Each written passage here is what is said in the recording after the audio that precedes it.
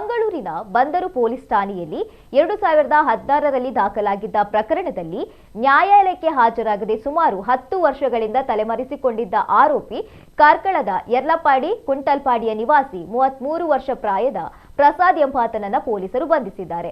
ಸುದೀರ್ಘ ಕಾಲದಿಂದ ನ್ಯಾಯಾಲಯದ ವಿಚಾರಣೆಗೆ ಹಾಜರಾಗದ ಕಾರಣ ನ್ಯಾಯಾಲಯವು ಈ ಪ್ರಕರಣವನ್ನ ಲಾಂಗ್ ಪೆಂಡಿಂಗ್ ಕೇಸ್ ಆಗಿ ಪರಿವರ್ತಿಸಿತ್ತು.